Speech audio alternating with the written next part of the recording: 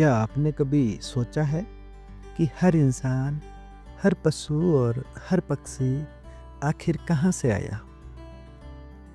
क्या कोई अदृश्य शक्ति उन्हें बनाती है या ये सब प्रकृति के अद्भुत नियमों का खेल है? चार्ल्स डार्विन की ये किताब द ओरिजिन ऑफ स्पीशीज हमें एक ऐसा विज्ञान देती है जो सिर्फ किताब नहीं बल्कि पूरी मानव सोच की दिशा बदल देती है। आज हम जानेंगे कैसे एक आम इंसान ने दुनिया को समझाया कि ऑर्गेनिजम्स के समय के साथ साथ कैसे बदलते हैं और क्यों कुछ स्पीशीज बचती है, प्रजातियां बचती है, जबकि कुछ विलुप्त हो जाती है। अध्याय 1 वेरिएशन अंडर डोमेस्टिकेशन, पालन पोषण में विविधता। जब हम कुत्तों की कई नस्लें देखते हैं, कोई छोटा, कोई भारी, कोई तेज, तो ये सब इंसानों द्वारा सिलेक्शन का परिणाम है, चयन का परिणाम है। डार्विन बताते हैं कि जब इंसान जानवरों या पौधों का सिलेक्शन करते हैं, जैसे कि सबसे अच्छे बीज को बोना या सबसे ज़्यादा दूध देने वाली गाय की संतति लेना, तो धीरे धीरे बदलाव आने लगते हैं। इसे कहते हैं आर्टिफिशियल सिलेक्शन यानी कृत्रिम चयन। डार्विन ने इसे उदाहरण बनाया कि अगर इंसान ऐसा कर सकता है तो प्रकृति भी करती होगी, लेकिन अपने नियमों से। अध्याय 2 वेरिएशन अंडर नेचर, प्राकृतिक विविधता। प्रकृति में हर जीव अपने जैसे दूसरे जीवों से थोड़ा थोड़ा अलग होता है। 2 हिरण एक जैसे नहीं होते, 2 चिड़ियों की चोंच में थोड़ा अंतर होता है। यही छोटे छोटे अंतर नेचर वेरिएशन कहलाते हैं और यहीं से शुरू होती है नेचुरल सिलेक्शन की यात्रा।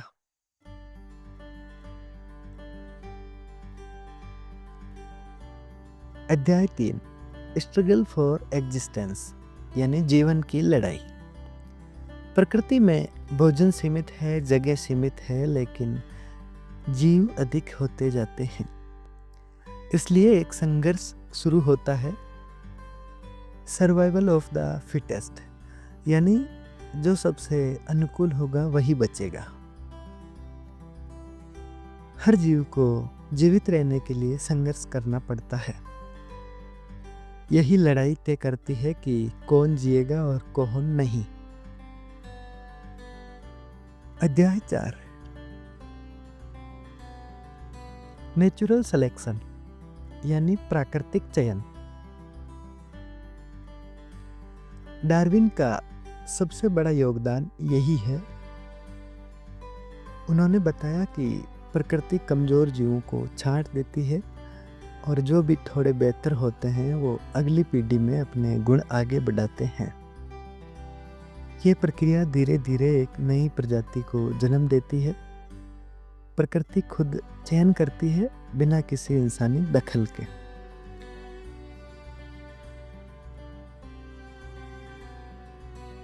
अध्याय 5 लॉज ऑफ वेरिएशन, विविधता के नियम।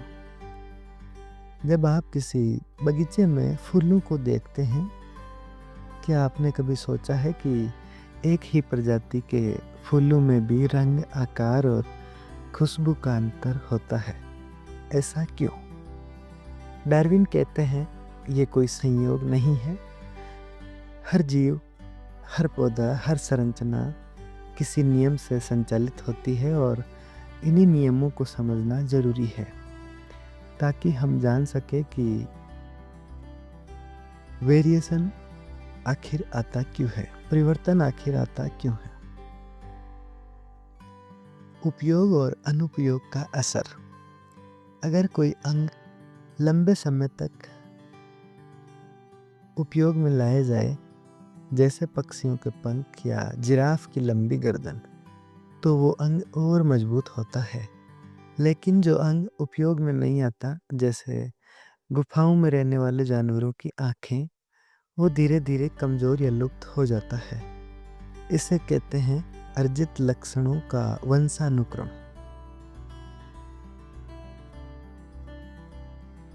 कोरिलेशन ऑफ ग्रोथ, सह संबंधित परिवर्तन। कभी-कभी एक अंग में बदलाव शरीर के किसी और हिस्से पर भी असर डाल देता है। जैसे अगर किसी मुर्गे की चोंच बड़ी होती है, तो उसके पंजे में भी मजबूती आ सकती है। ये प्राकृतिक संरचना का जटिलता को दर्शाता है कि हर चीज किसी न किसी रूप से जुड़ी हुई है। सडन चेंजेस, अचानक बदलाव। डार्विन ने यह भी माना कि कभी-कभी प्रकृति में कोई बदलाव अचानक होता है, जैसे कोई बच्चा सामान्य से अलग गुणों के साथ पैदा हो जाए। उसे कहते हैं स्पोर्ट ऑफ नेचर, प्रकृति की लीला। अगर वो गुण जीव के लिए फायदेमंद हो तो वह पीढ़ी दर पीढ़ी आगे बढ़ता है। Effect of reproduction and conditions, जन्म के समय का असर। डार्विन मानते हैं कि एक जीव में आने वाला बदलाव न सिर्फ उसके वातावरण से होते हैं, बल्कि उसके जन्म के समय की स्थिति, तापमान, खान-पान और कई अन्य बातों पर निर्भर करते हैं। तो दोस्तों, विविधता कोई जादू नहीं, बल्कि प्रकृति का अद्भुत नियम है। ये नियम ही तय करते हैं कि कौन सा जीव बदलते समय में खुद को ढाल पाएगा और कौन पीछे छूट जाएगा। अगर विविधता न होती तो न हम होते, न सुंदर फूल, न रंग बिरंगे पक्षी, और न ही इंसान की बुद्धि इतनी विकसित होती। अध्याय 6, डिफिकल्टीज ऑन थ्योरी, सिद्धांत पर उठते प्रश्न। डार्विन को पता था जब वो ये बोलेंगे कि प्राकृतिक चयन के जरिए नई प्रजातियां बनती है, तो कई सारे सवाल खड़े होंगे। इसलिए इस अध्याय में वो खुद अपने सिद्धांत पर उठने वाले सबसे कठिन सवालों को सामने लाते हैं और फिर उनका उत्तर भी देते हैं। पहला सवाल है, अगर धीरे धीरे बदलाव होता है तो मध्यवर्ती रूप क्यों नहीं दिखते? लोगों ने कहा, अगर कोई एक प्रजाति धीरे धीरे दूसरी में बदली तो बीच के रूप कहाँ गए? डार्विन ने जवाब दिया, बहुत से इंटरमीडिएट फॉर्म्स यानी मध्यवर्ती रूप वास्तव में होते हैं, लेकिन वो जीवाश्म बन नहीं पाते या फिर हमें अब तक मिले नहीं। प्रकृति में लाखों साल का खेल है, हर चीज आज की आंखों से नहीं देखी जा सकती। दूसरा सवाल है, जटिल अंग जैसे आँख, क्या ये प्राकृतिक चयन से बन सकते हैं? किसी ने पूछा, आँख जैसी जटिल चीज क्या वो वाकई धीरे धीरे बन सकती है? डार्विन ने जवाब दिया, हाँ, प्रकृति में बहुत सी आँखों की सरल शुरुआत दिखती है। कुछ जीवों की बस रोशनी पहचानने की क्षमता होती है, कुछ में दिशा और कुछ में पूरी दृष्टि। इससे पता चलता है कि आँख जैसे अंग भी लाखों वर्ष में धीरे धीरे इवॉल्व हुए हैं, विकसित हुए हैं। तीसरा सवाल है जो लोगों ने पूछा, अगर प्रकृति चुनती है तो हर जीव परफेक्ट क्यों नहीं होता? डार्विन कहते हैं, नेचुरल सिलेक्शन सिर्फ सुटेबल बनाता है, परफेक्ट नहीं। अगर किसी जीव की रचना उसके समय और पर्यावरण के लिए ठीक है तो वो बचता है। उसे महान या श्रेष्ठ बनना जरूरी नहीं, बस फिट होना चाहिए, अनुकूल होना चाहिए। अगला सवाल है, क्या एक ही अंग कई काम कर सकता है? यस, डार्विन ने दिखाया कि एक ही अंग कई रूपों में उपयोग हो सकता है, जैसे पक्षियों के पंख उड़ने के लिए, लेकिन पेंगुइन के पंख तैरने के लिए काम आते हैं।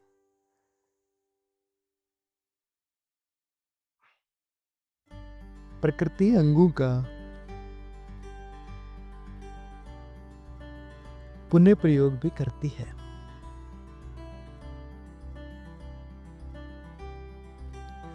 तो दोस्तों, एक सच्चा विचार वही होता है जो अपने विरोध का भी स्वागत करे।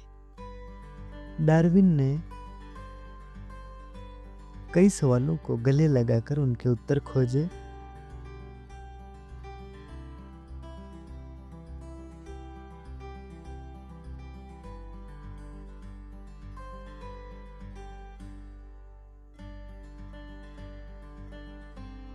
अगला अध्याय है सहज प्रवृत्ति, जो बिना सिखाए आती है। क्या आपने कभी देखा है, एक नवजात बच्चा दूध पीना जानता है, मकड़ी जाल बुनती है, या कोई पक्षी बिना किसी गुरु के अपने घोंसले का निर्माण करता है? ये सब उनके भीतर जन्मजात ज्ञान होता है, जिसे हम कहते हैं सहज प्रवृत्ति। ना कोई स्कूल, ना कोई किताब, फिर भी ये ज्ञान शरीर और प्रकृति के भीतर छुपा होता है।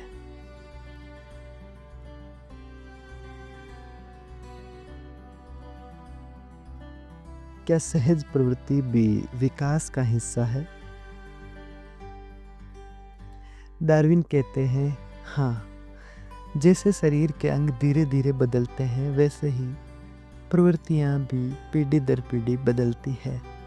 अगर किसी प्रवृत्ति से जीव को लाभ मिलता है, तो वह प्रवृत्ति उनके वंश में भी जाती है। चलिए इसे एक उदाहरण से समझते हैं। एक पक्षी जो अच्छा घोंसला बनाता है,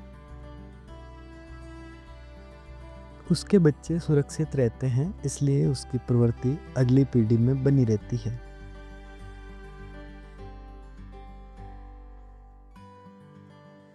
मक्खियों और चींटियों का व्यवहार कैसे समझे?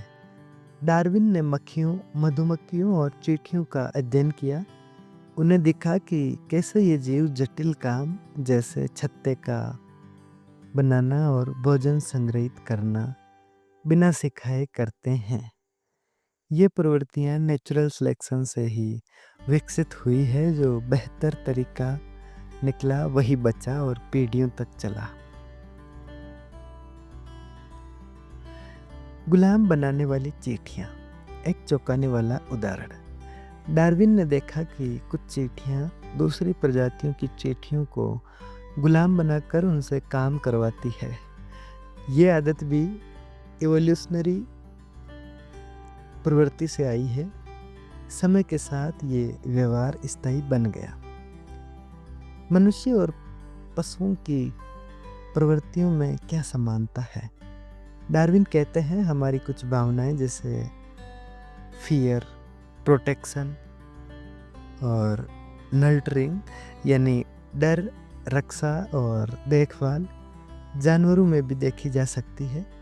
इससे पता चलता है कि इंसान और जानवरों की प्रवृत्ति की जड़ें एक जैसी है। तो हर बार जब कोई बच्चा बिना बताए मुस्कुराता है या चिड़िया अपने अंडों को गर्म रखने लगती है, तो समझिए ये प्रकृति की वह अदृश्य किताब है जो हर जीव के भीतर लिखी है। ना कोई शिक्षक, ना कोई पाठशाला, फिर भी हर जीव अपनी जिम्मेदारी जानता है। ये है सहज प्रवृत्ति की शक्ति।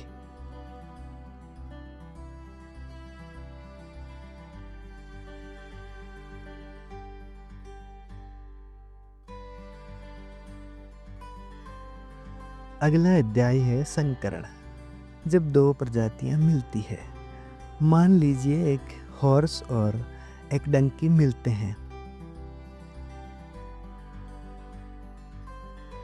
और उनसे एक म्यूल जन्म लेता है। खच्चर जन्म लेता है। लेकिन क्या आपने देखा है, खच्चर कभी खुद संतान नहीं दे पाता। बस यही है हाइब्रिडिज्म का रहस्य, यानी संकरण का रहस्य। संकर क्या होता है, हाइब्रिड क्या होता है, चलिए इसे समझते हैं। जब दो अलग अलग प्रजातियां मिलती है, जैसे घोड़ा और गधा, तो उनकी संतान को हाइब्रिड कहा जाता है।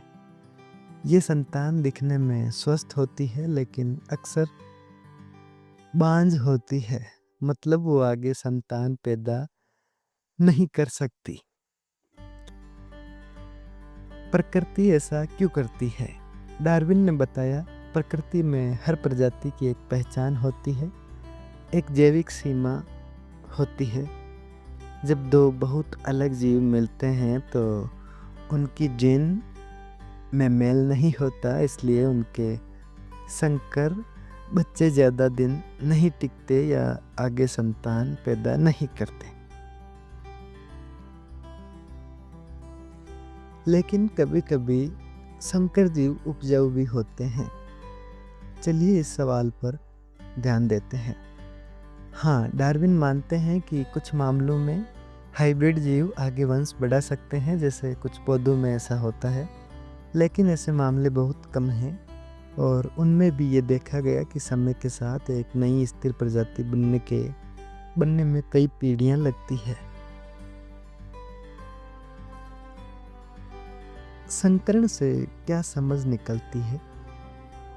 डार्विन ने कहा, यदि प्रजातियां एक दूसरे से इतनी अलग हो कि उनकी संतान आगे वंश ना बढ़ा सके, तो इसका मतलब है कि वे अलग इवोल्यूशनरी रास्तों पर चल चुकी है, यानी वो अब स्वतंत्र जातियां बन चुकी है।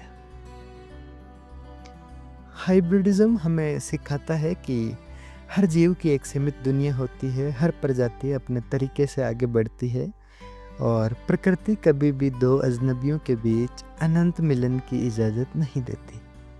अगर वो प्राकृतिक तालमेल में नहीं है,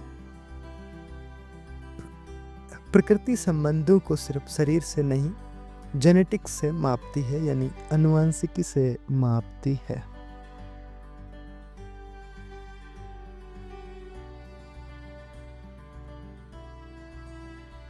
अध्याय 9, भूवैज्ञानिक अभिलेखों की अपूर्णता। Imperfection of fossil record. Darwin को खुद पता था कि अगर उनके सिद्धांत के अनुसार सभी जीव धीरे धीरे बदले हैं, तो फिर हमें हर मध्यवर्ती रूप में दिखना चाहिए। लेकिन हकीकत यह है कि ज़्यादातर फॉसिल रिकॉर्ड अधूरा है। क्यों? आइए इसे समझते हैं। फॉसिल बनना एक दुर्लभ प्रक्रिया है। हर जीव मरने के बाद फॉसिल नहीं बनता। फॉसिल बनने के लिए बहुत विशेष परिस्थितियां चाहिए होती है। जल्दी मिट्टी में दबना, सड़ने से बचना, लाखों साल तक दबाव और खनिजों के संपर्क में रहना। इसलिए बहुत से जीव फॉसिल बन ही नहीं पाते। धरती बार बार बदलती रहती है। डार्विन बताते हैं कि धरती की परतें समय के साथ ऊपर नीचे होती रहती है। समुद्र की जगह ज़मीन बन जाती है और ज़मीन पर पानी आ जाता है। इसलिए बहुत पुराने फॉसिल खो जाते हैं या दब जाते हैं, हमें वो मिल ही नहीं पाते। हम इंसान अभी बहुत कम जगहों पर खुदाई कर पाए हैं। जो फॉसिल मिले हैं वो धरती के बहुत छोटे हिस्सों से हैं। बहुत से फॉसिल आज भी गहराइयों में दबे हुए हैं और समय लगेगा उन्हें खोजने में। इंटरमीडिएट फॉर्म्स धीरे धीरे नहीं मिलते। कई बार बदलाव इतने धीरे धीरे हुए कि उनके फॉसिल अलग अलग नहीं दिखते, या फिर कुछ रूप इतने कम समय में रहे कि फॉसिल बनने का मौका ही नहीं मिला। तो कभी कभी जवाब हमारे पास नहीं होते, कभी कभी हमारे पास सबूत अधूरे होते हैं। लेकिन इसका मतलब ये नहीं कि सच नहीं है। प्रकृति के रहस्य बहुत गहरे होते हैं और इंसान अब भी उन्हें समझने की कोशिश कर रहा है। डार्विन कहते हैं हमारी नज़रों में जो अधूरा है, प्रकृति की नज़रों में वो भी एक सुंदर कहानी है जो वक्त के साथ सामने आएगी।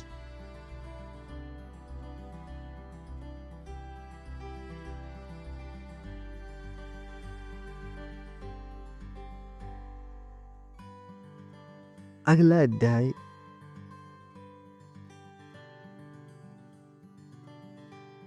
On the geological succession of organic beings, सजीव प्राणियों का भूवैज्ञानिक क्रम।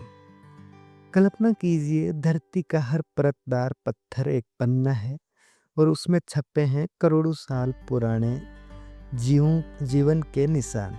अगर हम इन्हें पढ़ सके तो हमें समझ आएगा कि जीवन एक सीधी रेखा नहीं बल्कि एक शाखाओं वाला वृक्ष है।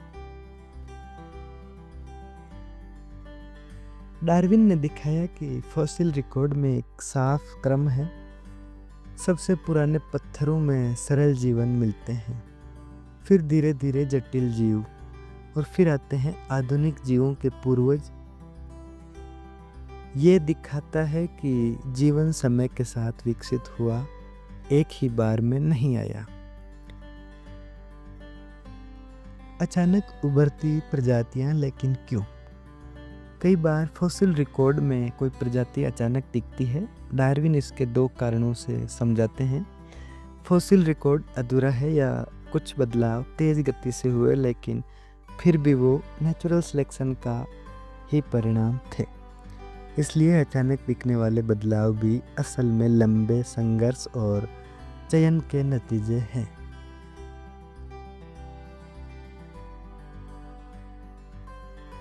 विलुप्तियां भी विकास का हिस्सा है। डार्विन कहते हैं हर नई प्रजाति आने के साथ कुछ पुरानी प्रजातियां विलुप्त होती जाती है। ये कोई त्रासदी नहीं बल्कि इवोल्यूशन का स्वाभाविक हिस्सा है। ये सिलेक्शन की प्रक्रिया को और मजबूत बनाता है। समान स्थानों पर मिलती अलग प्रजातियां, इसके उदाहरण है दक्षिण अमेरिका और ऑस्ट्रेलिया। दोनों जगह जंगल है लेकिन जानवरों की प्रजातियां अलग हैं। डार्विन कहते हैं क्योंकि वो स्थान अलग अलग भूवैज्ञानिक समयों और इतिहास से निकले हैं।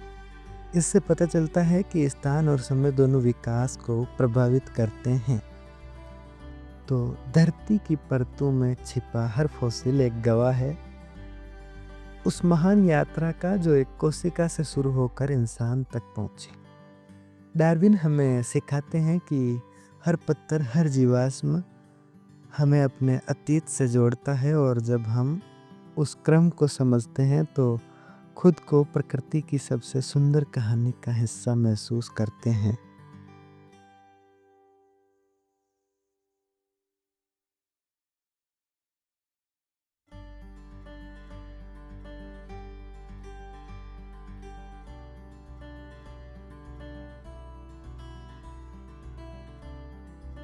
अगला अध्याय है जियोग्राफिकल डिस्ट्रीब्यूशन, भौगोलिक वितरण। क्यों हर जगह के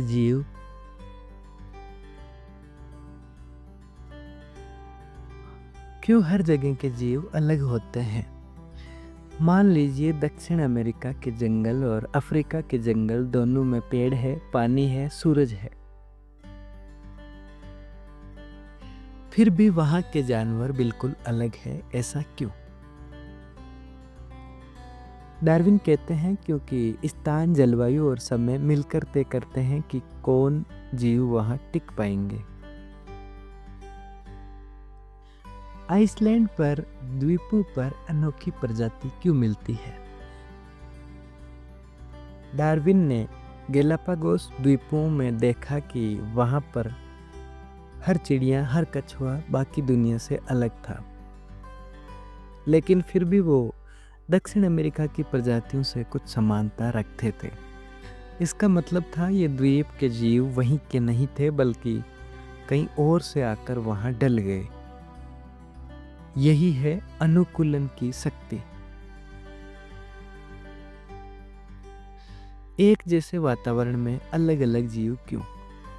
डार्विन ने नोट किया कि कभी कभी एक जैसे जंगल दो महाद्वीपों से होते हैं, दो महाद्वीपों में होते हैं, लेकिन वहाँ के जीव अलग होते हैं।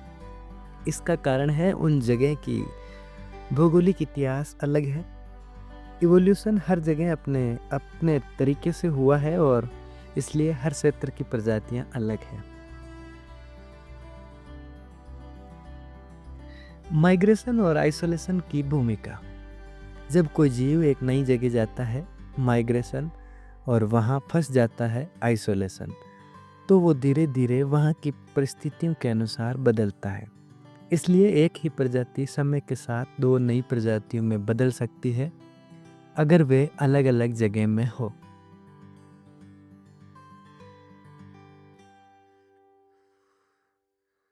कॉन्टिनेंट ड्रिफ्ट और पुरानी कड़ियाँ। डार्विन के समय महाद्वीपों के बहने की थ्योरी पूरी तरह नहीं थी, लेकिन फिर भी उन्होंने ये समझ लिया था कि कुछ प्रजातियों की समानता उनके पुरानी जगहों से जुड़े होने का प्रमाण है। जब हम दुनिया का नक्शा देखते हैं तो सिर्फ देश नहीं, वहाँ के पेड़, जानवर, पक्षी सब इवोल्यूशन की कहानी सुना रहे होते हैं। हर जगह का जीवन उस जमीन की मिट्टी, हवा और संघर्ष की पहचान है। डार्विन कहते हैं जहाँ कोई जीव पाया जाता है वह केवल उसका पता नहीं, उसका अतीत, उसकी यात्रा और उसकी प्रकृति से दोस्ती की कहानी है।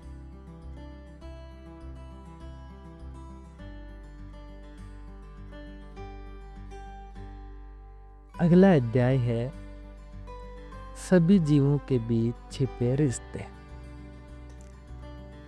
क्या आपने कभी सोचा है कि मनुष्य, बंदर, बिल्ली और चमगादड़ सभी के हाथ की हड्डियां एक जैसी स्ट्रक्चर क्यों रखती है, संरचना क्यों रखती है? क्या ये महज संयोग है? नहीं, ये है साझा पूर्वज। साझा पूर्वज होने का प्रमाण। शरीर की बनावट में समानता। डार्विन बताते हैं कि कई अलग अलग प्रजातियां जो दिखने में बहुत अलग है, उनके शरीर की मूल रचना समान होती है। चमगादड़ के पंख, मानव का हाथ, घोड़े का पैर, व्हेल का फिन, इन सभी में हड्डियों की बुनियादी योजना एक जैसी होती है, जिससे साबित होता है कि सभी किसी साझे पूर्वज से आए हैं।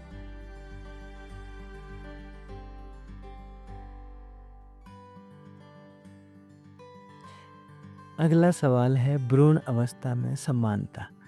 जब अलग अलग जीवों के भ्रूण की तुलना की गई तो ये पाया गया कि शुरुआती अवस्था में सभी बहुत एक जैसे दिखते हैं, चाहे वो मछली हो, सरीसृप हो या पक्षी हो या मानव।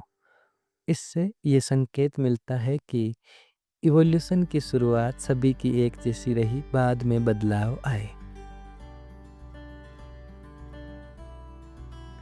रूडिमेंटरी ऑर्गन्स, ऐसे अंग जो अब काम नहीं करते।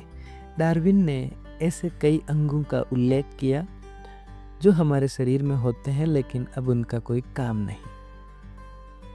इसका सबसे अच्छा उदाहरण है मनुष्यों में अपेंडिक्स, व्हेल में पिछले पैरों का अवशेष, उड़ने में असमर्थ पक्षियों के पंख।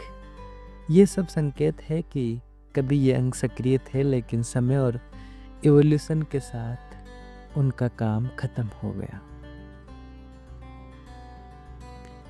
डार्विन कहते हैं हम सभी, चाहे वो पौधे हो, जानवर हो या पक्षी हो या इंसान, एक जैविक वृक्ष की अलग अलग शाखाएं हैं। हर जीव अपने भीतर इतिहास की छाप लिए चलता है। हम अलग हैं लेकिन फिर भी एक दूसरे से गहराई से जुड़े हुए हैं।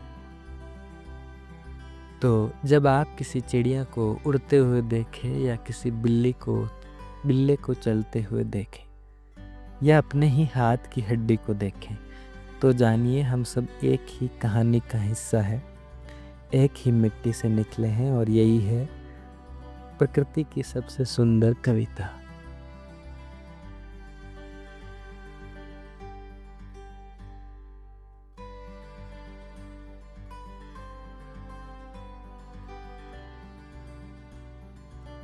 अगला अध्याय है जीवन क्या है और विकास क्या है। डार्विन इस अध्याय में वो सब दोहराते हैं जो उन्होंने हमें पहले सिखाया, लेकिन इस बार एक भावनात्मक गहराई और दर्शनीय अंत के साथ सिखाते हैं। जीवन की विविधता कोई जादू नहीं, ये एक प्रक्रिया है। डार्विन कहते हैं जीवन की विविधता कोई एक क्षण में नहीं आई, बल्कि ये एक धीमी, स्थिर और प्राकृतिक प्रक्रिया है जिसे हम कहते हैं नेचुरल सिलेक्शन। डार्विन कहते हैं कोई जीव परफेक्ट नहीं होता, बल्कि हर जीव समय, संघर्ष और परिवेश के अनुसार खुद को ढालता है। जो अधिक फिटेस्ट होता है, अनुकूल होता है, वही आगे जनरेशन बनाता है, पीढ़ी बनाता है। विकास का पेड़, डार्विन की सबसे सुंदर कल्पना। विकास एक वृक्ष है जिसकी जड़ें गहराई में छुपी है और जिसकी शाखाएं अलग अलग प्रजातियां हैं। हम सब उसी वृक्ष के हिस्से हैं। इंसान, बंदर, मछली, पक्षी, कीड़े सब एक ही मूल से निकले हैं। डार्विन अंत में कहते हैं ये सोचना कितना अद्भुत है कि जीवन की इतनी सारी शक्लें, इतनी भिन्नताएं एक ही सरल शुरुआत से निकली, एक छोटी सी सेल से, एक सरल से रसायन से, इतनी जटिलता, भावनाएं, चेतना और सुंदरता।